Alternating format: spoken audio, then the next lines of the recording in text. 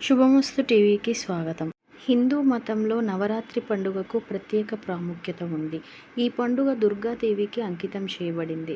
9 రోజుల పాటు సాగనున్న ఈ పండుగలో దుర్గాదేవి నవదుర్గలుగా భక్తులతో పూజలను అందుకోనుంది.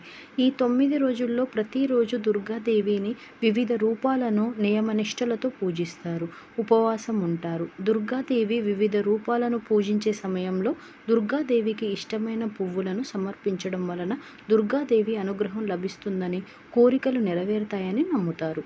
నవరాత్రులలో ఏ రోజున దుర్గామాతకు ఏ పువ్వులు సమర్పించాలో తెలుసుకుందాం. మొదటి రోజు దుర్గా స్వరూపమైన శైలపుత్రికి తెలుపు రంగు పువ్వులంటే ఇష్టం.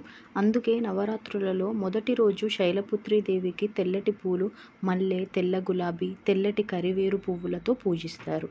రెండవ రోజు బ్రహ్మచారిణి తల్లికి కూడా తెలుపు రంగు పువ్వులంటే ఇష్టమని నమ్ముతారు. బ్రహ్మచారిణి తల్లికి తెలుపు రంగు పుష్పాలను సమర్పించడం చాలా పవిత్రమైనదిగా భావిస్తారు. మూడవ రోజు పింక్ కలర్ పువ్వులు, కమలం, శంఖపుష్పి పువ్వులు చంద్రఘంట తల్లికి చాలా ప్రియమైనవి.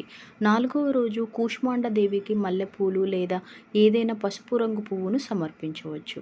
నవరాత్రులలో 5వ రోజు పసుపు పువ్వులు స్కందమాతకు చాలా ప్రియమైనవి. నవరాత్రులలో 6వ రోజు కాత్యాయని దేవికి బంతిపూలంటే చాలా ఇష్టం అని ప్రతీతి. 7వ రోజు కాలరాత్రి తల్లికి నీలిరంగు కమలం అంటే చాలా ఇష్టమని నమ్ముతారు. నీలం కమలం అందుబాటులో లేకుంటే ఏదైనా నీలం రంగు పువ్వును సమర్పించవచ్చు. నవరాత్రుల 8వ రోజు దుర్గాదేవి మహాగౌరికి మొగలి పువ్వులంటే చాలా ఇష్టమని ప్రతీతి. నవరాత్రుల 9వ రోజు చివరి రోజు దుర్గాదేవి సిద్ధిదాత్రి రూపానికి నమ్మకాల ప్రకారం సంపెంగ, మందార పువ్వులు తల్లికి ప్రియమైనవిగా భావిస్తారు. వీడియో నచ్చితే లైక్, షేర్ అండ్ సబ్స్క్రైబ్ చేయొచ్చు కదా.